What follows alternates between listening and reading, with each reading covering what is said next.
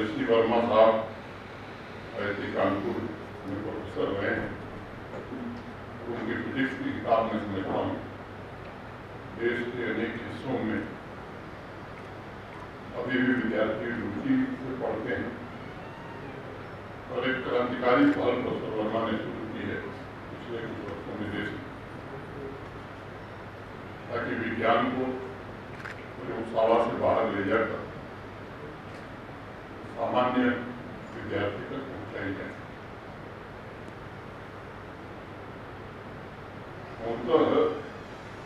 शिक्षा की कई परिभाषा इस देश में अनेक विद्वानों ने बताई।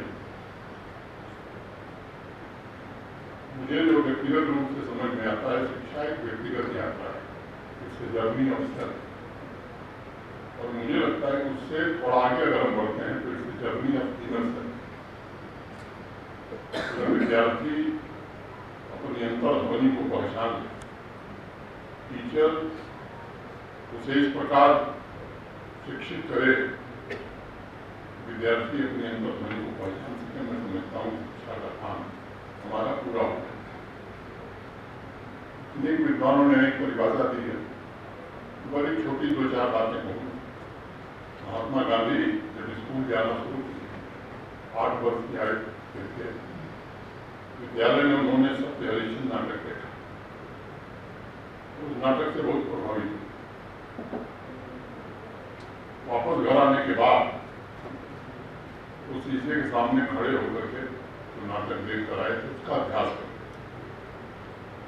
और उस नाटक में ही उन्होंने अपनी अंतर्ध्वनि पहचानी। हमारी अंतर्ध्वनि सत्य है, ट्रुथ। बहुत बड़े बड़े काम बापू ने किए, देश को आजाद कराया। मैं अगर राहुल गांधी जी का काम बताऊं तो दिन भर बोला जा सकता है, लेकिन जब अंतर्ध्वनि उन्हें पहचाना तो सत्य है, तो जीवन में कभी सत्य से विचलित नहीं हुए, चाहे जितनी भी परेशानी है। कबीर का नाम आप में से अनेक लोगों ने सुना होगा, निरक्षर आदमी का नाम भी नहीं कितना जानते हैं। उन्होंने भी अपनी अंतर्ध्वनि पहचानी कि हमारी अंतर्ध्वनि ईश्वर है। और अभी 1000 से ज्यादा PhD कबीरदास जी पर इस देश में हो चुके। अनेक ऐसे नाम हैं, बच्चे हैं, सचिन तेंदुलकर का भी नाम लूंगा। सचिन तेंदुलकर क्रिकेट पहले नहीं खेलते, पिंग पॉन्ग खेलते। उन्होंने अपनी अंतर्ध्वनि को पहचाना, क्रिकेट मेरी अंतर्ध्वनि है, और फिर मुड़ के पीछे नहीं देखा। क्या होली, क्या दशहरा, और तीनों फील्ड पर पसीना बहाते हैं। बहुत संपन्न परिवार के नहीं थे। कभी कभी जो पतलून पहनकर स्कूल जाते थे, घर वापस आने के बाद लोग पतलून मार होती थी और नीली पतलून पहन के प्रैक्टिस करते थे। कोई बहुत पढ़े लिखे व्यक्ति नहीं थे, लेकिन मुझे लगता है भारत रत्न की पारी में, और मुझे नहीं लगता है कि आज तक सचिन तेंदुलकर ने एक भी ऐसा बयान दिया जिस पर कभी कोई विवाद था। इसलिए मैं 2 बात करता हूँ कि नंबर कितने आ रहे हैं, डिग्री कैसी मिली है, ये उतना महत्वपूर्ण नहीं है शिक्षा में। बापू एक और बात कहते थे कि जो आप किताब में पढ़ते या जो टीचर आपको ब्लैक बोर्ड पर या डिजिटल बोर्ड पर पढ़ाता है, वो जरा कम समझ में आता है, और जिसका प्रयोग आप हाथ से करते हैं वो जल्दी समझ में आता है। दुनिया में जितने बड़े आविष्कार थे, कई ऐसे लोग हैं जो बहुत पढ़े लिखे नहीं थे, बावजूद इसके हाथों के प्रयोग से बड़ा आविष्कार किया। अगर मैं विज्ञान की बात करूँ तो सर आइजैक न्यूटन बहुत पढ़े लिखे व्यक्ति हैं। थियरी ऑफ ग्रेविटी समझता हूँ कि प्रयोग से ही पूरी दुनिया को एक ऐसा नायाब तोहफा दिया, फिजिक्स के विद्यार्थी से अच्छी तरह जानते। आइंस्टाइन दुनिया के बड़े वैज्ञानिक थे, MSc फिजिक्स किया था उन्होंने, पढ़े लिखे व्यक्ति, लेकिन वो MSc फिजिक्स से थे इसलिए थियरी ऑफ रिलेटिविटी आविष्कार नहीं। बड़े बड़े लोग जो फिजिक्स पढ़ाते हैं, कम लोग हैं थियरी ऑफ रिलेटिविटी बच्चों को ठीक से समझा पाए। आइंस्टाइन के पिता एक इलेक्ट्रोमैग्नेटिक शॉप चलाते थे, बीमार हो गए, मजबूरी में आइंस्टाइन को दुकान पर बैठना पड़ा और वहाँ से फिर उसने आविष्कार शुरू किया। दुनिया को पहला ऑटोमेटिक कैमरा, ऑटोमेटिक फ्रिज, ये सब जो भेंट मिली है पूरी दुनिया को, आइंस्टाइन ने दिया। कैसे नाम है उसमें, अब समय लगेगा, मैं दूसरी दिशा में बहुत किया। फिजिक्स भारत यात्रा सिर्फ मैं समझता हूँ कि स्टूडेंट्स को फिजिक्स के प्रति रुचि और ज्ञान बढ़ावा देने के लिए आयोजित किए जाने वाले कार्यक्रम है, ऐसा मैं मानता नहीं। मैं मानता हूँ कि भारत के मन को जागृत करने का एक विशेष अभियान है, एक दूरदर्शी और परिवर्तनकारी यात्रा होगी, ऐसा मैं मानता हूँ। ये पूरे भारतवर्ष में स्टूडेंट्स और टीचर्स के बीच ये बात अभी यहाँ की डीसी ने कहा है, गुलाटी साहब ने किया, क्रिएटिविटी और साइंटिफिक टेम्पर, इसको प्रमोट करने की यात्रा है। ये समाज में साइंस की अलग जगाने की यात्रा है। और मैं समझता हूँ कि साइंस एक्सपेरिमेंट्स को भी प्रमोट करने के लिए शुरू किया गया एक राष्ट्रव्यापी अभियान। वर्मा साहब मुझे मिले थे श्रीनगर, उन्होंने बताया कि प्रत्येक राज्य और हर जिले को यात्रा कवर करें, और इसलिए मैं कहना चाहूँगा यह यात्रा एक भारत श्रेष्ठ भारत का भी एक प्रतीक है, और विविध क्षेत्रों को एकजुट करते हुए इसके माध्यम से साइंस एक्सपेरिमेंट के द्वारा सीखने के आनंद को पुनर्जीवित करने का भी ये काम करेगा। मैं इस ऐतिहासिक यात्रा के लिए Indian association of physics teachers, professor C.K. Ahluwalia, professor S.C. Verma, doctor Gulati, अनेक नाम मैं जानता नहीं हूँ, उन तमाम लोगों का हृदय से अभिनंदन करता हूँ। और ये अभिनंदन जो है बड़ा पवित्रतम है, क्योंकि इतिहास और वर्तमान के बीच जो कड़ी, जो डोर टूट गई है, उसे फिर से जोड़ने का प्रयास आप सब कर रहे हैं। निश्चित रूप से आप बधाई के पात्र। अगर भारत के इतिहास की तरफ हम जाए, हजारों वर्ष पूर्व भारत की चेतना तीन सबसे अहम तत्व, पहला साइंस, दूसरा स्पिरिचुअलिटी और तीसरा संस्कार। जो साइंटिस्ट था उसमें से ही सन्यासी भी था। जो सत्य की खोज में निकला था वही साइंस के इन्वेंशन भी ढूंढ रहा था। और इसलिए मैं बराबर कहता हूँ कि भारत का DNA ये पूरी दुनिया में बड़ा अनोखा है। भारत का मन, इसकी आत्मा पूरे संसार से अलग। हजारों वर्ष पहले इसने इसी भारत, महर्षि बौधायन, ऋषि आर्यभट्ट, महर्षि ब्रह्मगुप्त, महर्षि भास्कराचार्य, सुश्रुत, चरक, कणाद, गुरुदेव वाराणसी और अनेक पतंजलि जैसे वैज्ञानिक, मेडिकल एक्सपर्ट्स जिन्होंने सत्य को जानने और साइंस के नए इन्वेंशन में पूरा जीवन खपा दिया। जहाँ एक तरफ साइंटिफिक इन्वेंशन विश्व के नॉलेज सिस्टम की आधारशिला रखी, वहीं दूसरी तरफ स्पिरिचुअल यात्रा ने अपने ध्यानी क्षेत्र से समाज को नई दिशा देने का काम किया। अब तो इतिहासकारों ने सबूत के साथ ये पूरी दुनिया को स्पष्ट किया है, चाहे वो मैथ हो, फिजिक्स हो, एस्ट्रोनॉमी हो, मेडिकल एजुकेशन, इसका जन्म भारत में ही हुआ और यहीं से सैकड़ों वर्ष बाद ये पूरा नॉलेज सिस्टम वेस्ट एशिया होते हुए दुनिया भर में फैला। भारत जिस समय साइंस और स्पिरिचुअलिटी की चेतना के परम शिखर पर था, उस समय भारत पूरे दुनिया का सबसे मॉडर्न देश हुआ था। उस समय अमेरिका, यूरोप या दुनिया के अनेक विकसित देश, मैं समझता हूँ, हमसे बहुत पीछे हुआ करते थे।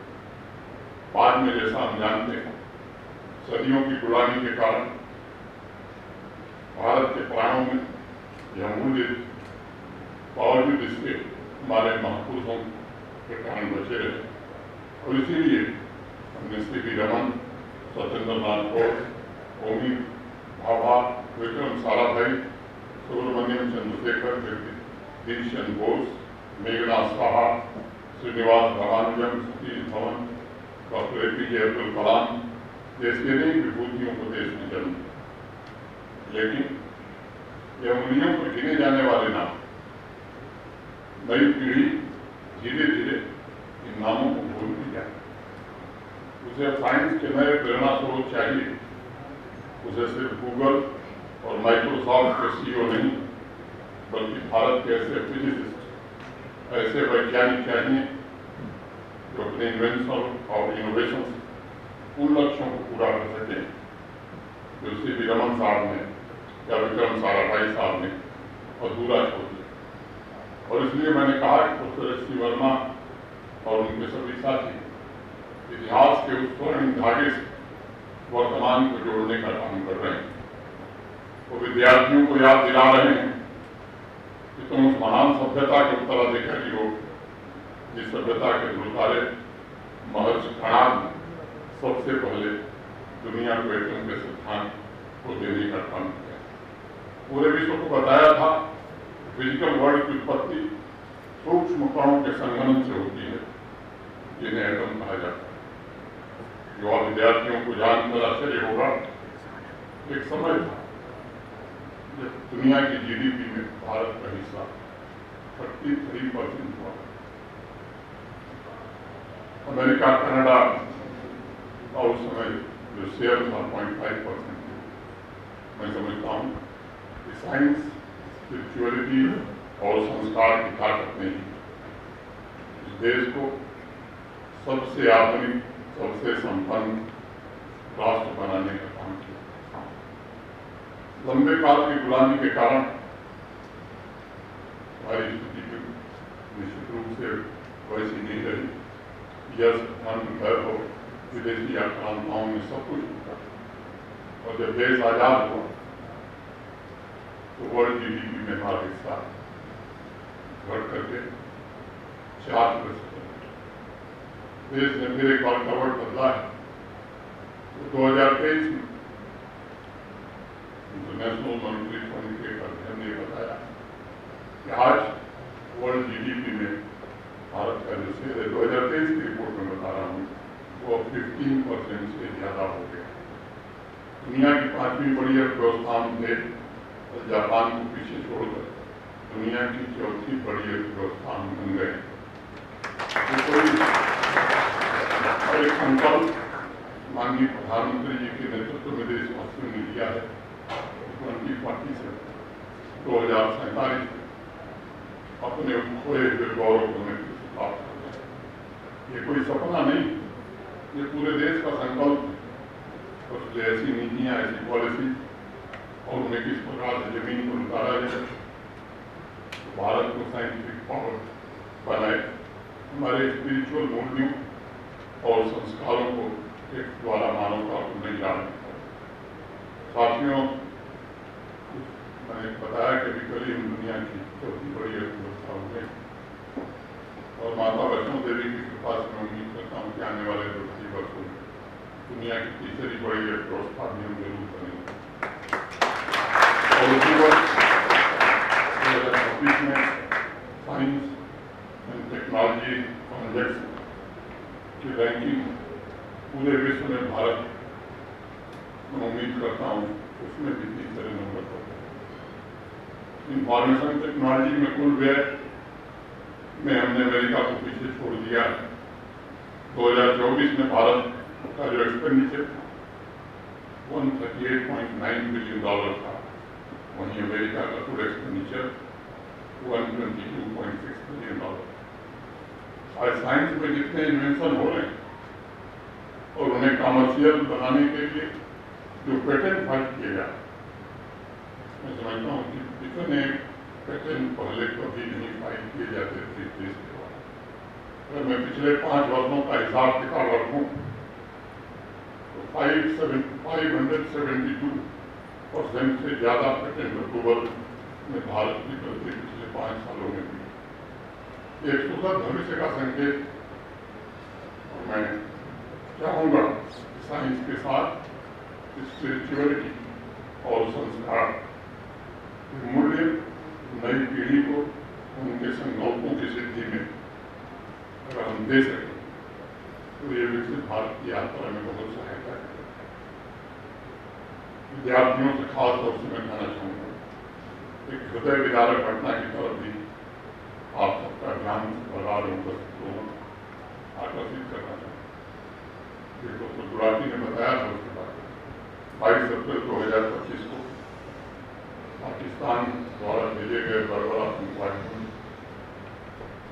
26 मासूम निर्पराध निर्दोष लोगों की हत्या और गाँव के वैसे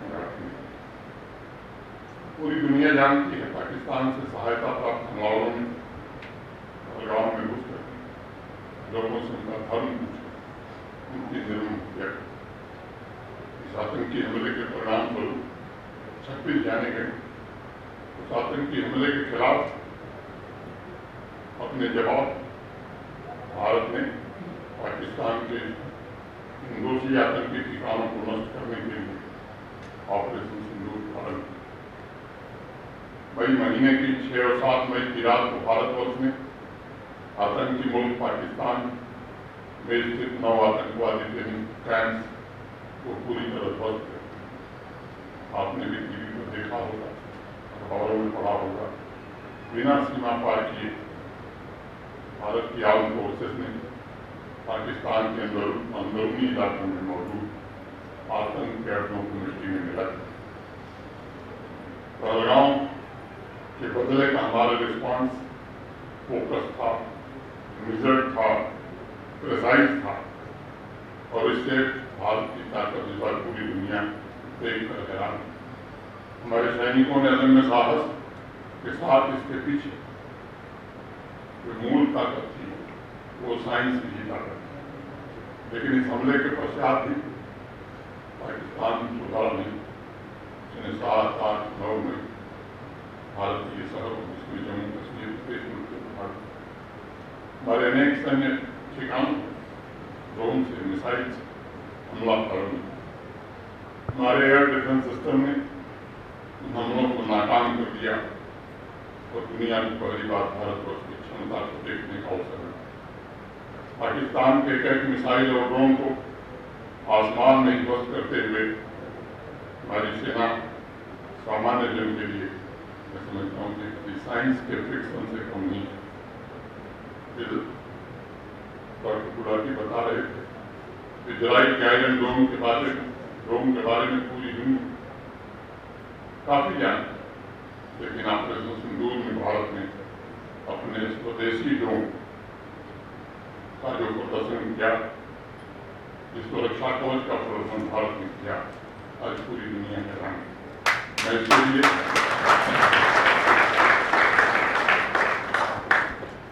अपने देश के सभी वैज्ञानिकों, साइंटिस्ट और एयर डिफेंस से जुड़े सभी लोगों और भारतीय सेना के जवानों को हृदय से बधाई देता हूँ। 9 और 10 मई की रात भारत का जवाबी हमला एक ऐतिहासिक मील का पत्थर बन गया। जब पहली बार किसी देश ने परमाणु हथियार संपन्न राष्ट्र के हवाई ठिकानों पर सफलतापूर्वक हमला किया।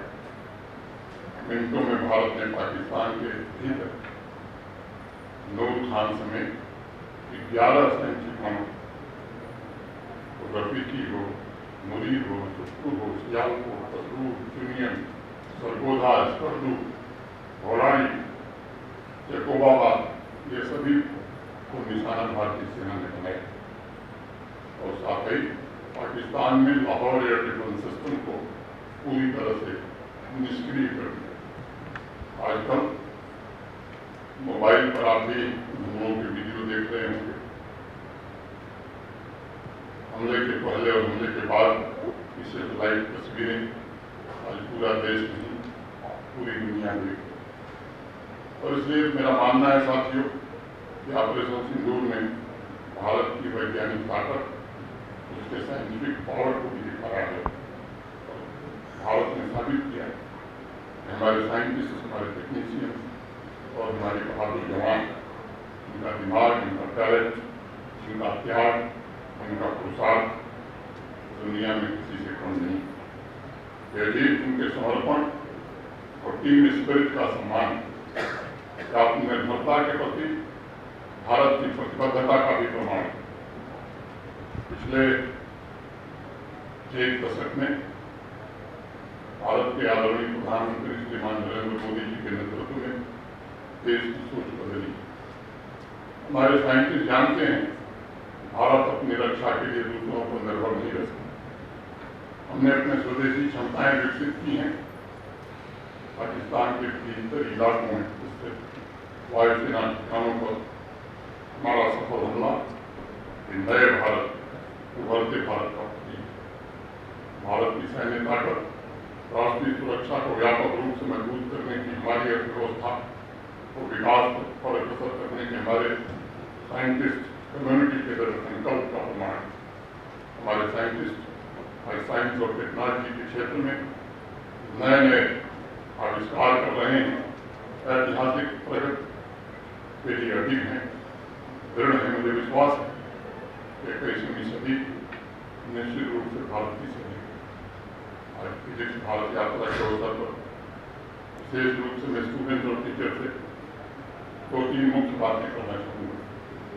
साइंस को जब समाज के ताने बाने में गहराई से बुन दिया जाता है तो वह सिर्फ इनोवेशन को ही बढ़ावा नहीं देता, बल्कि पूरे समाज की क्वालिटी लिविंग में सुधार लाकर राष्ट्र की दिशा को महत्वपूर्ण आकार भी देते हैं।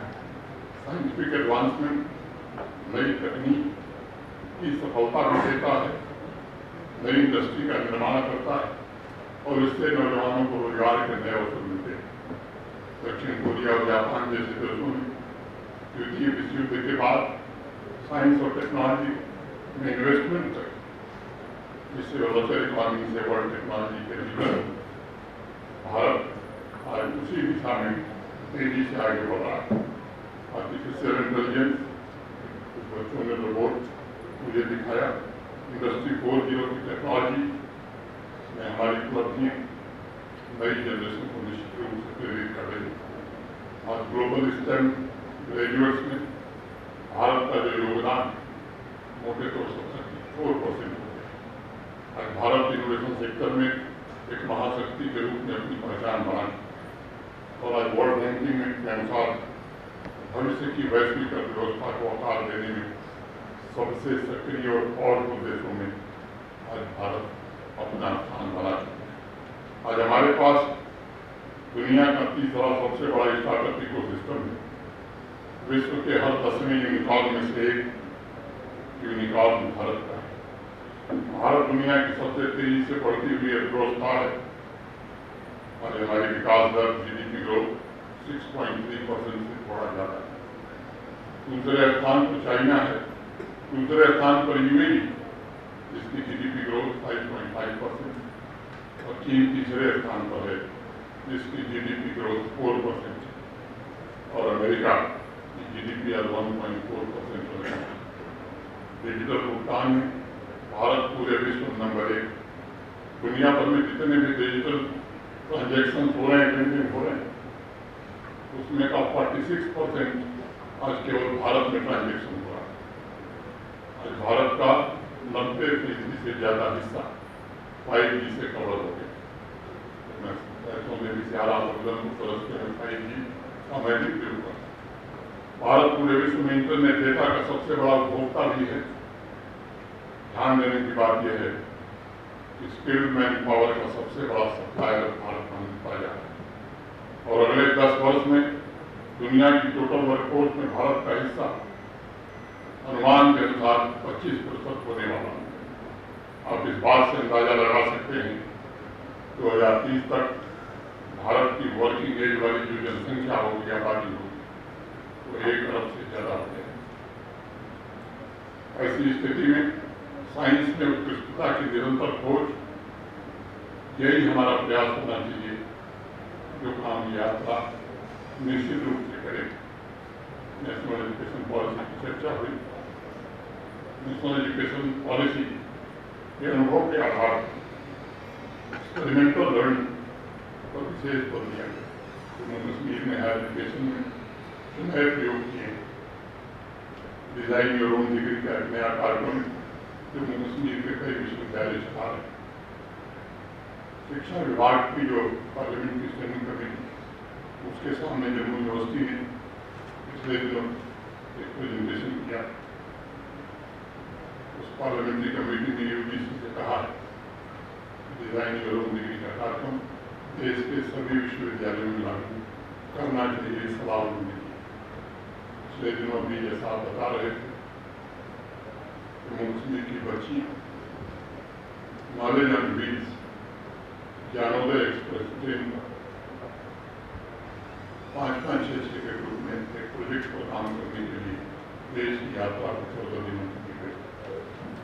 और दिन कटरा स्टेशन पर था, कश्मीर की कई बच्चियां मुझे मिली। उन्होंने कहा कि सर मैं तो पहली बार ट्रेन में बैठी, जब वापस आई हो तो उन्होंने प्रोजेक्ट रिपोर्ट सबमिट की, मैं कर सकता हूँ। उनकी प्रतिभा, उनका टैलेंट देख करके आज हम नहीं पूरा देश आश्चर्य। आप सभी की प्राथमिकता हो साइंस के टीचर्स की कैपेसिटी बिल्डिंग, ये सबसे बड़ी चुनौती।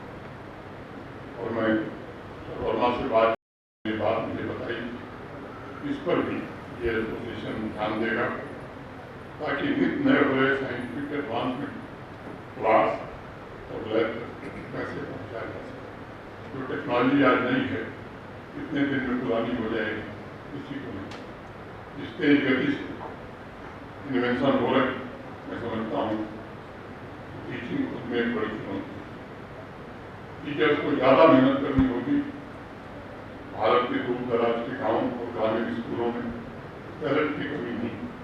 मैं जानता हूँ दुनिया भर में भारतीय साइंटिस्ट और इंजीनियर्स आज अपना बहुमूल्य योगदान दे रहे हैं, लेकिन अब समय आ गया ऐसे लोग अपने देश में वापस आए, उनकी भारत को सीखने, पढ़ाने और काम करने के लिए सही माहौल बना सकें।